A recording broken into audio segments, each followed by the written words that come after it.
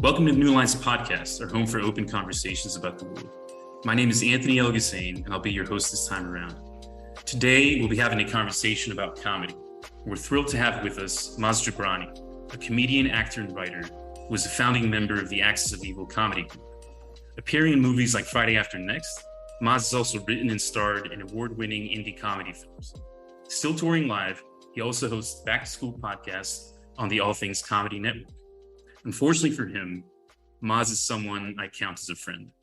Maz, thanks for being with us. Thanks for having me, man. Tell them how we met. Well, so as far as I recall, I kind of was your bodyguard back then. You needed a little protection after a show. Our good friend Michael, whom I met, who we both love, saw me in a club in Beirut when I was there with the Axis of Evil doing a show. And he came up, he goes, "Are you the Axis of Evil guys?" And I go, "Yeah." And he's like, "Come here." And he grabbed the bottle of, I don't know what it was. It was like Jack Daniels. It was probably whiskey. Yeah, it was some whiskey. It was, I think it was like a like a Johnny Walker or something. And then he just took my head and he started pouring it down my throat. I was like, "What are you, crazy?" And he's like, "I'll do it too." And he was doing it. And you came over and you started punching him. He's a big guy. You started punching him like in a funny way. And then from then on, I was like, "You're my bodyguard. Michael, leave me alone." And we all became good friends.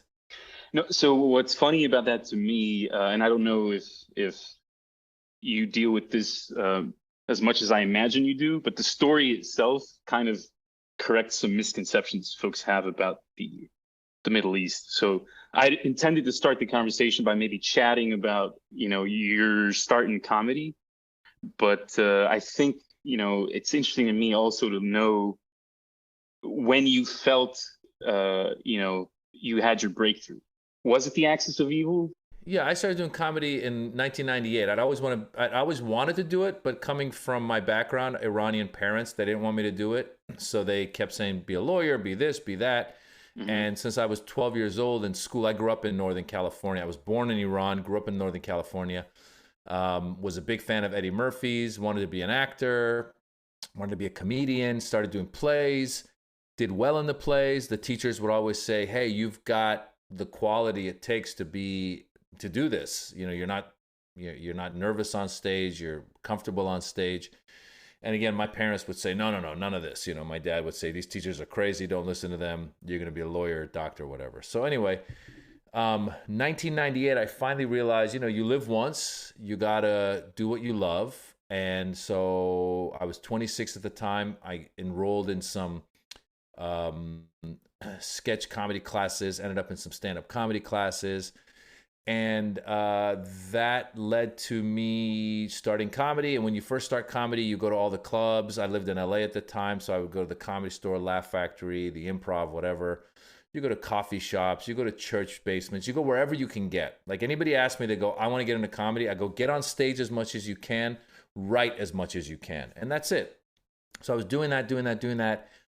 And then eventually, Mitzi Shore, who was the owner of the Comedy Store, she was a Jewish lady who was watching the news in 2000, and she saw there was an intifada with the Palestinians and the Israelis, and she had this epiphany that we're going to need a positive voice for Muslims in the near future. And this is before September 11th. So she put me, Ahmed, Aaron Cater, anybody else who was brown that wasn't Latino or African American, they were on our show. And she called it the Arabian Nights. So we started doing the Arabian Nights show at the Comedy Store.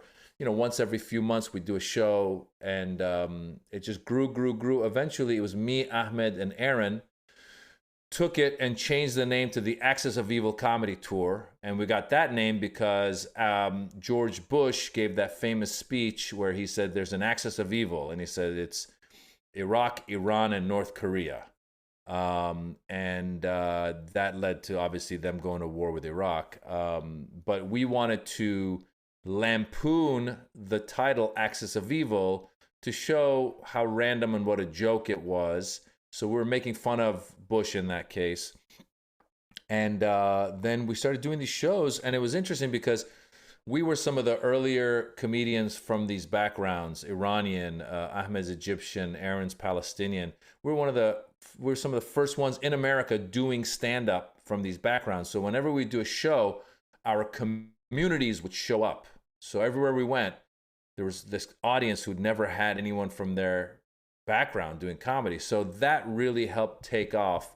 And eventually what happened was, I think some producers back in LA understood, oh, there's a market for this. So they helped us film the Axis of Evil comedy special, which came out on Comedy Central in 2007.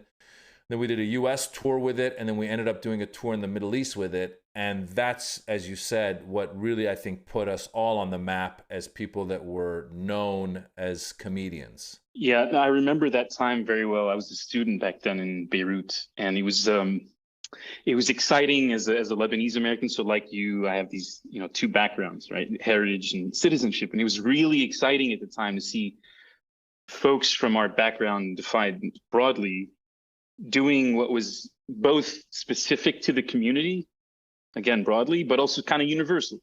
You were making observational comedy, political humor, you were touring, you talked about your family. It wasn't just, the high-end sort of political stuff at the height of the so-called war on terror. But clearly, your claim to fame, at least initially, was tied to the very thing you were lampooning.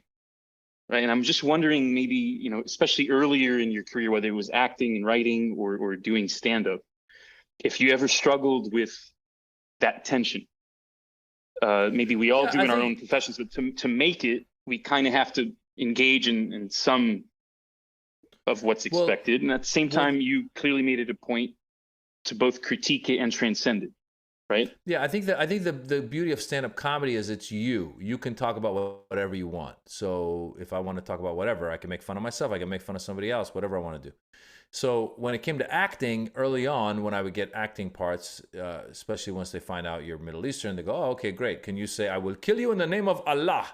And you're like, "Can I play the other part?" And they go, "Okay, but then you hijack the hospital." You're like, "No, I don't want to do any of that stuff." So early on in my career, I played in a Chuck Norris movie of the week where I played an Afghan terrorist who was coming to America to blow up a building. And I struggled with that. I was like, do I really want to do this part? And at first, at that time, I still had a day job where I was an assistant in an advertising agency. So I was looking for a break to get out of my day job. And so I thought, oh, maybe this will help me get out of my day job. And so I also tried to take the role and say, maybe I can humanize this character and show why he's doing what he's doing. Because maybe when he was in Afghanistan, something happened where, somebody killed, the Americans killed his parents or something, and now he wants revenge. Maybe that's what I was going to do. So when I went to film it, and I was playing an Afghan in America, they gave me my wardrobe. They go, "Here's your shirt, here's your pants, here's your turban." And I said, whoa. I go, "Afghans in America don't wear turbans." And they go, "Well, the producers want you to wear a turban." I go, "Indian Sikhs wear a turban. We got to get this right." So then the poor wardrobe lady, she's like, "Okay, I'll go talk to them. I'll tell them." So then she talked to them, and then the next day she comes back. She goes, "They want you to wear a turban." I was like, "What?" And it became the struggle where I was trying to convince anybody who would listen, even the director. I was like, "Hey," the director happened to be Chuck Norris's son. I go, "Listen," he was younger. I go, "My character wouldn't be wearing a turban." And he's like, "You know what? I agree with you, but my uncle, who's a producer, wants the turban." I'm like, "Oh, God." So that felt really, to me, like I was selling out. And I said, I don't ever want to do these parts again. And as a matter of fact, when I came back to LA, I told my agents, I said, "No more terrorist parts." And then the TV show 24 came along, and they go, "We have a terrorist." I go, "No, thanks." And they go, "But he changes his mind halfway through the mission." I go, "Ooh, the ambivalent terrorist. Now that's interesting." So that was the last time I played a terrorist part. But the beauty of being a stand-up comedian is I can go on stage and make fun of that. And so I think on stage, in my stand-up, I was poking fun at the way that we were seen or the things we had to do. Even if I talk about terrorism on stage, it was either making fun of the terrorists or it was making fun of the situation we were in as Middle Easterners. So I remember I had a joke. I did this in my TED Talk where I said, I usually lay out something that's happened. I go, they kicked off some Arabs off of an airplane in America because they were speaking Arabic as they were walking down the aisle. And then I said, I realized as a Middle Easterner, Oh, by the way, I said this family that was walking down the aisle speaking Arabic, they were asking each other where they thought was the safest place to sit on the plane. And somebody overheard them and got them kicked off the plane. And I said, Yeah, we can't even apparently talk nowhere about, for them. Yeah. yeah, we can't even talk about the safest place to sit on a plane. So I said, my advice to all my Middle Eastern friends, if you're walking down the aisle, you're speaking Arabic, if you're going to you got to throw in random good words just to put the Americans at ease. So in the middle, just be like strawberry, you know, and then rainbow, ice cream, whatever. So the joke was I was making fun of how they were perceiving us. So again, with stand-up, I think you can make a commentary, and I never felt bad, you know, about making my commentaries. When you started out, and I'm just curious, and I don't know if this started for you, like you said, you're interested as a kid, teenager, you probably knew you were funny. Maybe there was a couple jokes you made that led you to think you could explore it. I don't know how you found that passion, but what fascinates me is your point about the embedded point about lessons, right? So you're satirizing the very sector industry you're in, and that's a struggle a lot of people, I think, of our background go through, right? You want to participate, you want to sort of enter the mainstream. At the same time, there's always a price. And one of my favorite jokes you ever made was about this, how you're sort of seen selectively as the resident expert on all things Middle East, like as if you have a discount pump at the gas station, right? You're just living in America, right? But I guess I want to know, when you started, did you just want to be funny and sort of find the lesson messaging and education as you went along, or did you have it in your mind at the beginning that because of your experience, this is something you wanted to do, right? Make people laugh, but also change hearts and minds and educate folks. There's two things. First of all, I think as a kid, I fell in love with comedy. So I always say I got into comedy because I was a fan of comedy. So some of my friends growing up were the funniest kids in school. Some of them, objectively speaking, I would say were funnier than me, but I just had the drive and the comfort to be on stage. There was friends that I had that were really funny, but they just weren't as comfortable. I was very comfortable on stage. Even I was looking at my high school newspaper in senior year, they vote for you, and somebody had voted, I got voted best sense of humor. Now, does that mean you're funniest or you have a sense of humor? I have a sense of humor. And so I loved Eddie Murphy. I loved all stand-up. I watched a lot of stand-up growing up. And I think what happened was I also have this interest in politics. To this day, now I have people, when I, post stuff on my social media, sometimes people go, stick to comedy. When did you become a politician? Didn't you study political science? Yeah, I studied political science, but I'm also, Berkeley, right? I'm interested. Yeah, I'm interested. I think you should take a stand for stuff. I think life is too short not to take a stand. And so I think when people ask me, I go, my first goal is to be funny. So if you watch my Netflix special, or if you watch any special I do, there's going to be a fart joke. There's going to be a joke about balls. There's going to be something that's really silly. But there's also going to be a political or social commentary joke in there. And I think what happened was I was also, once I got into stand-up, I really was listening to Richard Pryor and Carlin and some of these other guys. I love it when somebody can make a point and be funny. So I love watching John Oliver or Stephen Colbert or Daily Show, all these guys. Whenever I see somebody making a point and it's funny, to me, that's icing on the cake. So the number one goal, though, is to be funny. Because if you're not funny and you're just, then you're preaching. So you need to make sure there's a punchline to your joke. I'll use, like, Chris Rock had a very famous joke about gun control. He goes, if you want to do gun control, don't put control on the guns. You need to raise the price on the bullets. Yep. So if a bullet is like $5,000, the guy will think twice before shooting somebody, right? So that's a funny joke, and it's a smart joke. And so, yeah, I think at some point I started doing social commentary with my comedy, and I still do.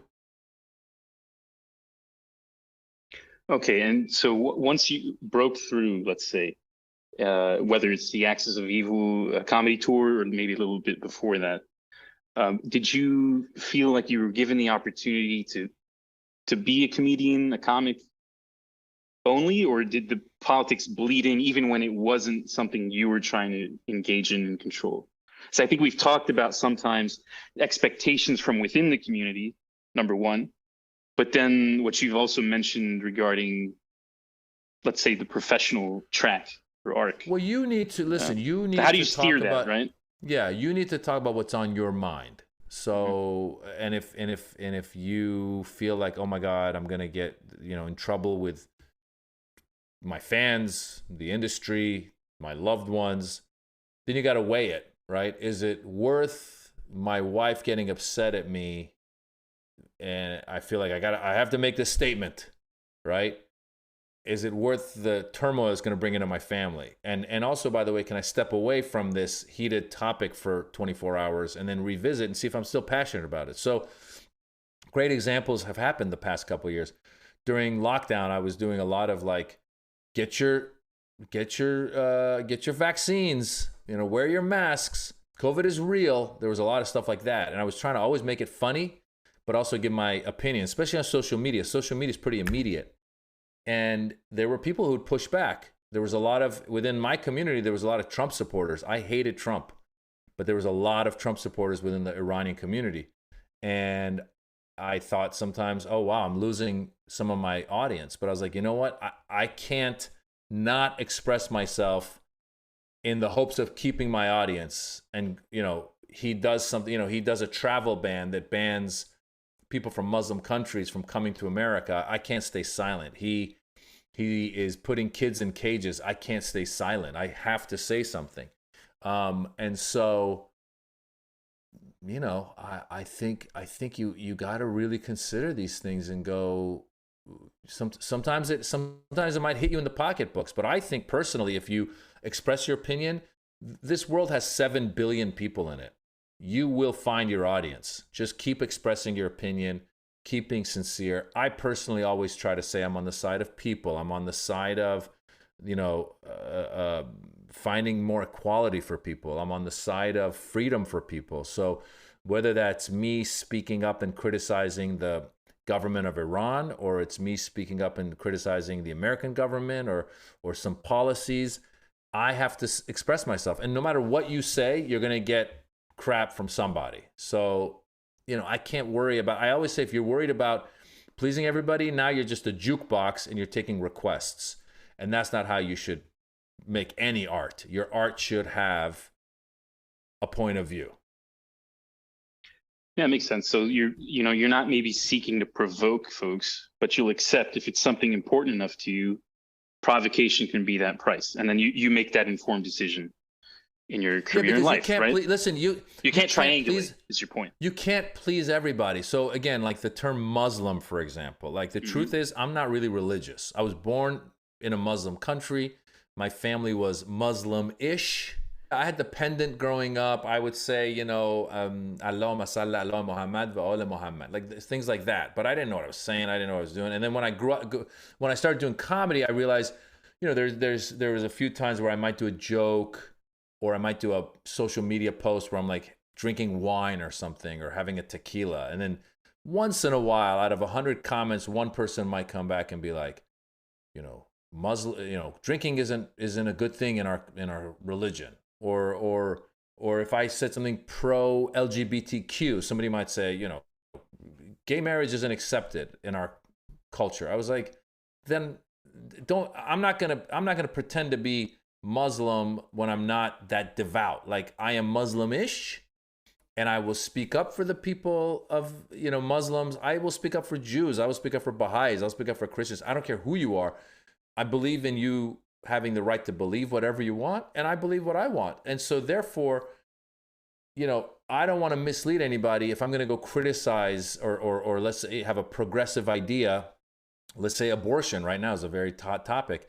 I'm pro women's rights. I think women should get the right to choose. And there's a lot of religious types who are like, oh, how dare you? You're killing a baby. I go, well, then we disagree. And if that means you don't want to follow me as a fan or whatever, that's fine. I'll be fine. I'm going to be okay. So, you got to live with that. Yeah. Do you feel like maybe at times life was like a series of McCain moments where you want to maybe point out that in your words, not a practicing Muslim, but at the same time, there's this embedded acceptance of the critique. When remember when he was like, no, he's a decent man, and the more refined point would have been like almost Seinfeldian. Is not that there's anything wrong with that. You kind of feel like you want to elevate yourself as a person, but you understand you're also, whether you've chosen it or not, like a de facto ambassador of a people, and you're constantly kind of defending. I've had people hit me up, and if they approach me in a nice way, I've taken times to explain my stance on something, and usually they might have come at me with like, "Oh, I was upset to hear you, take this side," and if they came in a nice way, sometimes I'll respond and I go, this is just so you understand what I was saying. And quite often when I've explained, they've come back with like, "Oh, I'm sorry, I thought it was something else. We're good."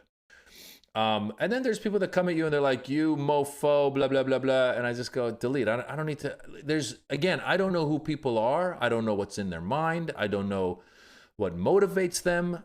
I don't know. I really don't know. And I can't sit there and try to argue or debate with everybody because of their point of view. My answer has been to say, if they really come, like I've had people at shows, especially during a Trump joke, you can't talk about our president or whatever. And I go, it's such a great country where you can have your opinion, I can have my opinion. And you know what you should do?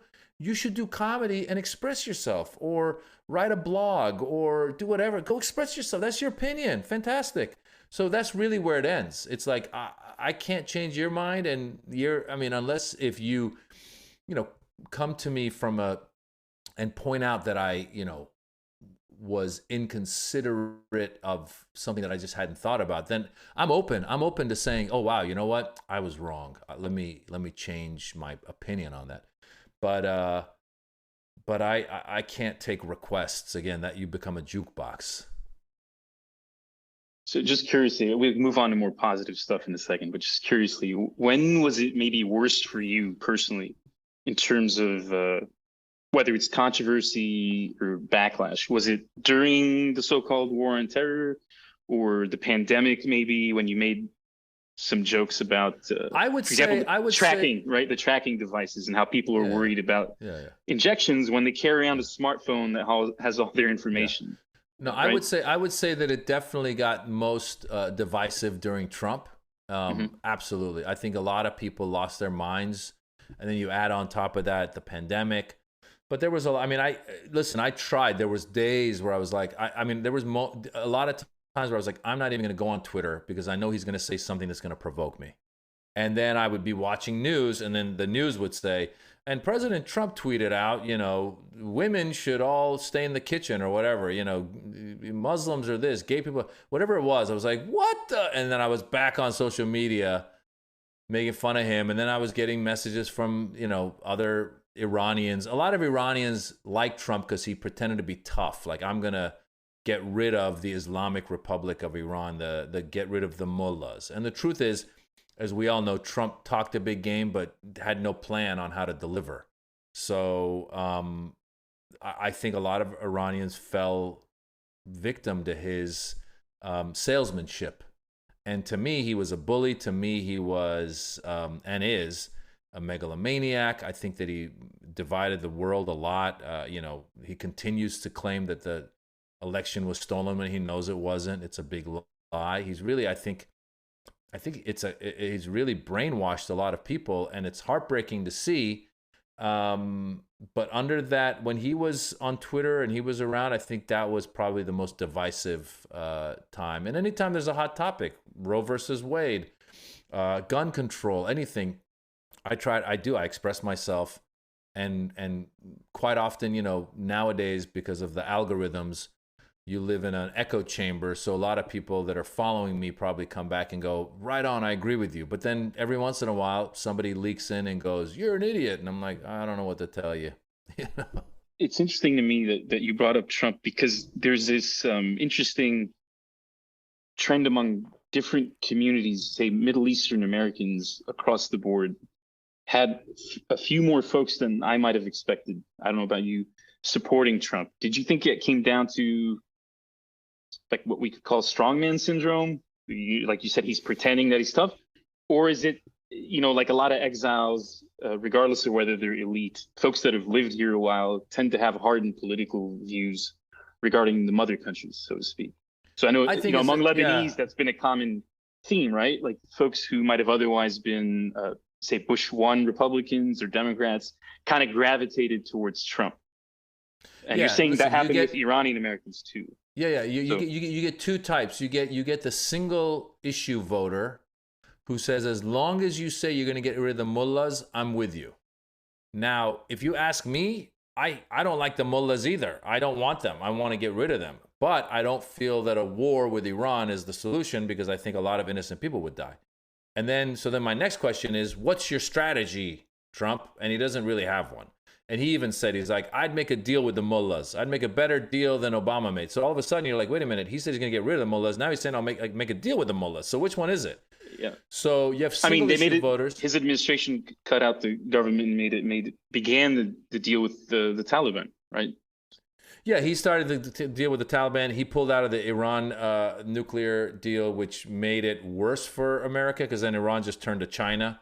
And the people who are corrupt, who are the mullahs and the Revolutionary Guard, they find ways to make money. The people are suffering, not the government. Anyway, so you have your single issue voters that say, "Oh, this is what it is. He said he's going to do that." Then you have a lot of conservative. If anybody's any religion, they tend to be more conservative. So a lot of times I talk about how these Christians who are like, Sharia law and, the Jews and I go, you have a lot more in common with Muslims and Jews that are religious than you would know. You're probably all anti-LGBTQ. You're probably want to limit women's rights. You're probably anti-immigrant. You're probably a lot more closed-minded than you are open-minded, a lot less progressive. So you run into that. Anyone who's highly religious will, if you have any progressive ideas, like if I say, I support people that are transgender. I support them. You'll get comments of people going like, that's disgusting. I go, who are you to judge? So you have that element in our community. And then the third element is the strongman element, which is they say more cops, arrest these people, throw the homeless in jails, blah, blah, blah, blah. And I go, all right, it hasn't worked, but sure. So speaking about debate and maybe polarization, I'd been wondering how in your lifetime, or professional life in particular, comedy has changed. Because, from the outside looking in as a consumer of the content, looking at, whether it's Bill Burr or others talking about maybe exaggerated, maybe not, cancel culture, political correctness, wokeness, and so on. There's, I guess, a couple sides to this, right? You've got folks who might be critiquing you for being soft on substantive issues. And then we have folks who, when it comes to your comedy and work, and I don't know if this is true in your case, might feel you're being inappropriate or insensitive or using a wrong term and so on. And I just wonder if it's changed as much as the conversation indicates over the past, say, couple decades. This concern with sensitivity and how it affects you as a working comedian. Yeah, there's definitely been that. First of all, when I first started out, I was a big fan of Peter Sellers. The Pink Panther, the Party. So Peter Sellers played a French guy, he played an Indian guy, he played all these characters. So I was like, oh, this is great. I'm an actor. I want to play all these different characters and I want to do all these different accents. Well, I used to do the accent. So if I'd be, I'm married to an Indian woman. So I would say like, oh yeah, my Indian father-in-law, and I would do the accent, etc. But we're in this world now where, number one, I think sometimes you're looked at as a hack when you do it. So it's like, it's too easy. If the joke is the accent, then it's too easy. And then secondly, there is a thing of like, hey, do the joke without doing the accent. You could talk about the other, if this is somebody in your family who's of another background, you could talk about it, but don't do the accent because there's some of that political correctness stuff going on, right? So, but I think we need to evolve as comedians, because back in the day, we hear this all the time where I was Iranian, I had a black friend, I had an Asian friend, I had a Jewish friend, I had this friend, and then you might make fun of each other with the stereotypes from each other's backgrounds, and it's all out of love. You're ribbing each other, right? But we've come past that to the point of like going, okay, I've kind of really I gotta do better. I gotta consider, like, if I see my Lebanese friend, do I right away go like, hey man, you got a bomb in your vest? You know, I mean, that's such a simple joke, right? So what's another joke I could do? What's another thing? So I think we gotta think we gotta be open to evolving. So a lot of comics who I think got frustrated with being like having to walk on a tightrope because they don't want to offend people. I think a lot of comics then there was a backlash where they were like, you're trying to control me. This is, you know, cancel culture, et cetera, et cetera. But I tell those comics, I go, listen, as somebody who's been talking about politics since the Bush administration and then during the Trump administration, I can tell you that I had people at my shows during the Bush administration saying, you can't talk about our commander-in-chief during a time of war. How dare you make fun of President Trump? Like all that stuff. And I go, wait a minute, you guys are saying that the left are snowflakes and they're doing cancel culture, but you've been trying to cancel me since back then. But the whole point of America and democracy is that we can make fun of our leaders. We should be able to make fun of our leaders and go from there. So I think that we should be open to learning, because the younger generation, no matter what you say and do, they are who they are. I have kids and they'll tell me sometimes, oh, my daddy, that's inappropriate or whatever. And sometimes I'm like, come on, guys. And then sometimes I go, gee, if I keep that mentality of come on, guys, I'm going to look at my audience and it's going to start dwindling because it's going to be, this younger generation is different. Not to say you still should, comedy pushes the envelope. You should push the envelope. But if somebody comes to you with a good enough argument that you sit there and go, oh, wow, you know what? That is a little outdated. I mean, think about it. Like, you know, people used to throw around certain words, you know, the N word, or for LGBTQ, the F word, or whatever. Those words were thrown around. Right. On stage, like on film, you see some of the most famous comedians in the world. It's right there for us to watch it. And just 10 years later, even if your substance was always correct, right? Now we have this point about how are you talking about the issue. So is your point, like, you have to be willing to, you got to evolve. Otherwise, you're going to be obsolete. So what's funny about this is one of my favorite jokes growing up that you did was, not that I'm too much younger than you, but was was the Arab and Persian accents.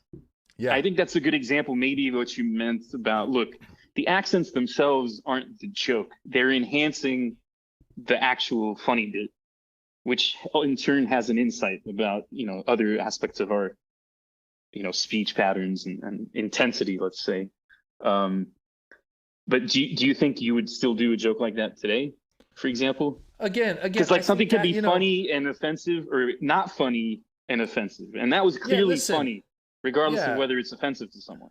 I would say, listen, I would say about that, I would say also it's the intention of the joke, right? I'm on stage going, I love you guys, I love Arabs, I love you know, whoever else is in my eye, I love you. I'm not sitting there going like Arabs are dumb and Persians are not. I'm saying, you know, that joke comes about when I go, a lot of people, and this is true, a lot of people in America don't know the difference between Arab and Persian or Afghan. They don't know. They think we're all just Arabs, and that's neither good nor bad, but the only reason it's bad is because they don't realize there's different countries in the Middle East. Some of them don't get along with each other. Some Arab countries don't get along with each other. I mean, like, they don't realize all that. Like, they've really gotten into this whole thing of like this idea where people go like, we should just bomb the shit out of them.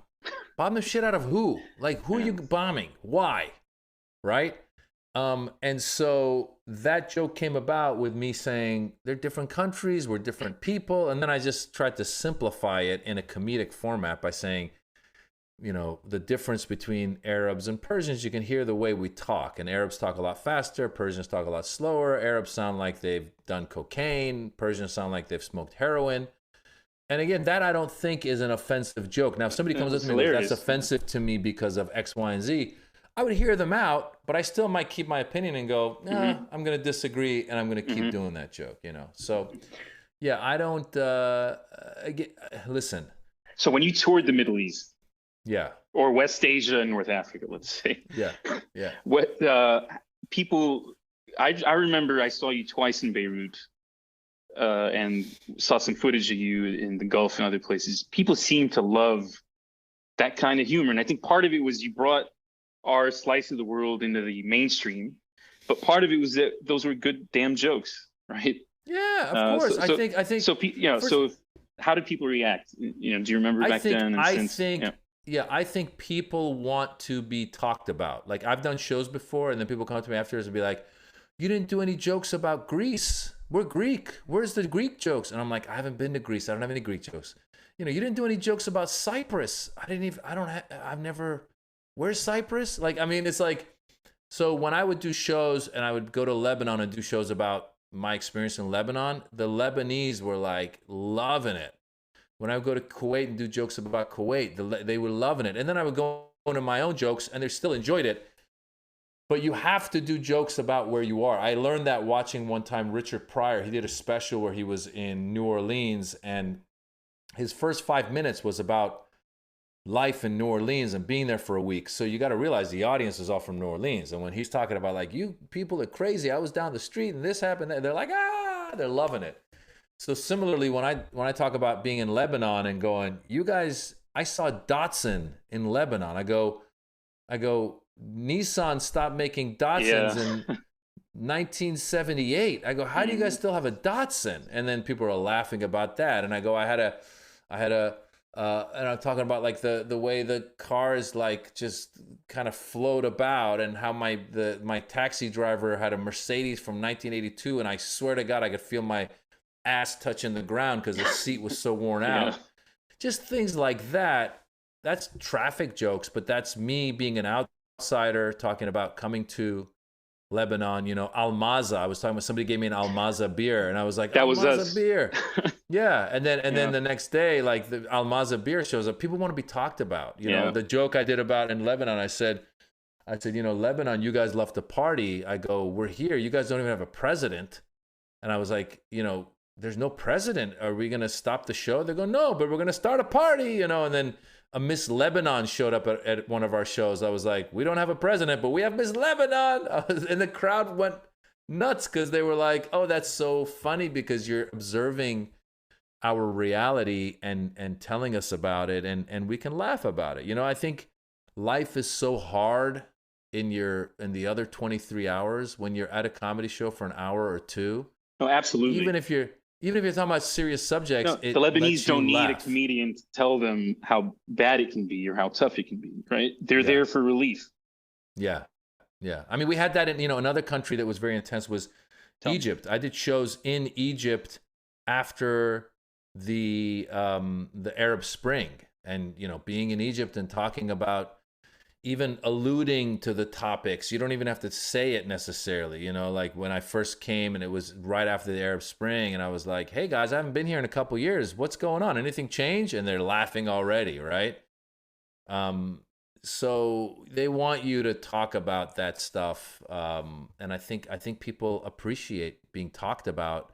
And again, I'm not going to Kuwait and going like, oh my God, you guys are idiots. No, I'm talking like, I did a joke on my most recent special where I talked about when I did the show. I'd just been in Kuwait, and they said the censor wants to watch your show, and I was like, but he doesn't speak English. They go, he still wants to see it before you start. So then I'm on stage doing it, and before I do it, they go, by the way, the censor is going to give us a license to do a show, but they don't have a stand-up comedy license. They're giving you a license for like a dramatic play.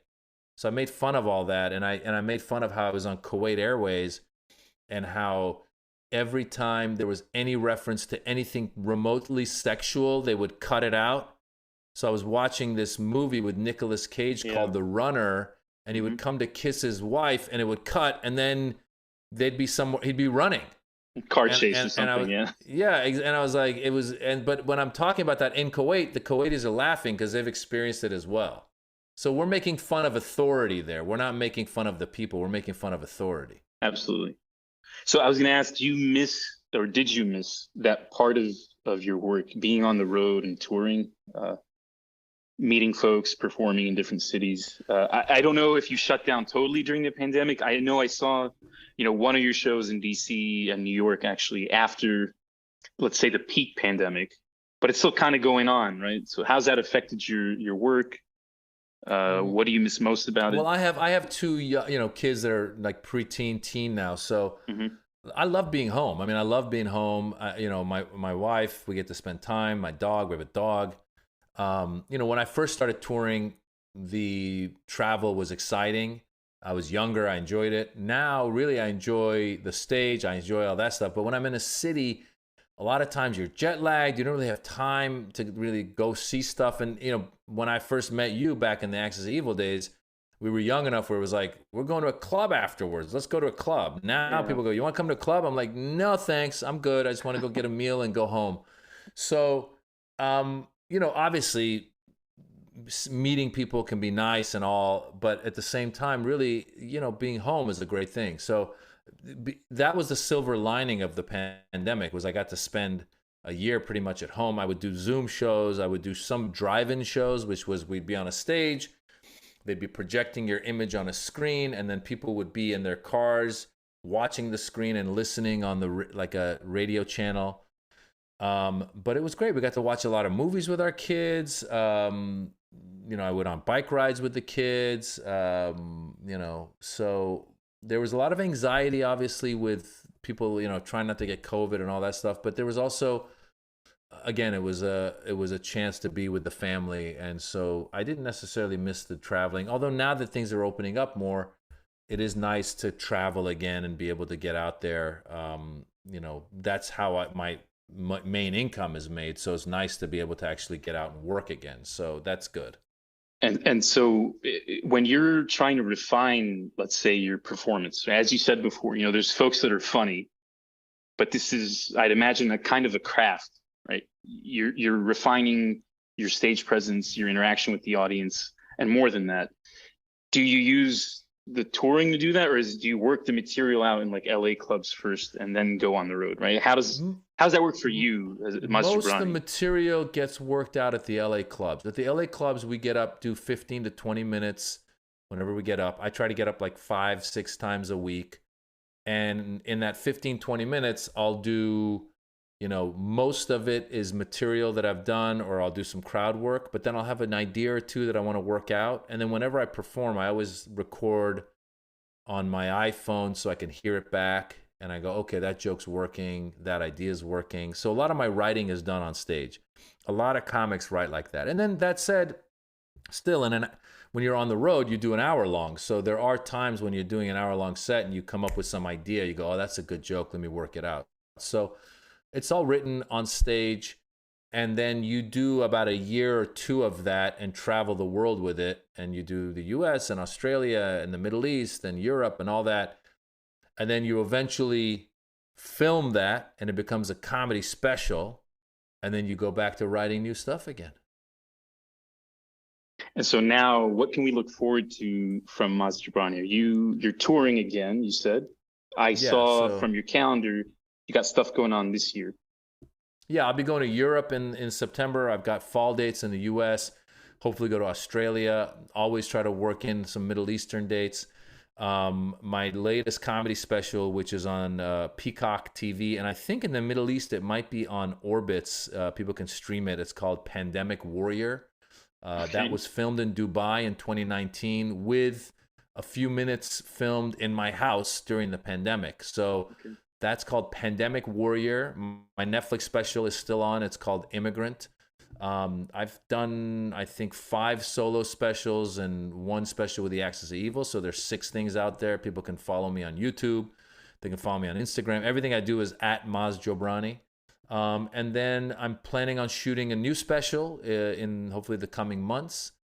And then I just keep touring. I keep pitching TV shows. You got to be entrepreneurial in this business. So I try to be, and I just keep putting out products for people to find me. Well, I know personally that I and a lot of our team and readers and listeners are looking forward to your work. We're excited to see what you have in store for us. And we thank you for your time today, Maz. Thanks a lot. Yalla Habibi. Thank you.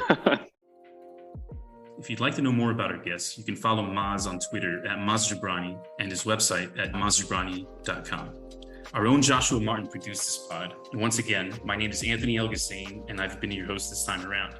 You can subscribe to the New Lines Magazine podcast on your favorite podcast app. And of course, check out some of the best stories from the Middle East and beyond on our website, newlinesmag.com.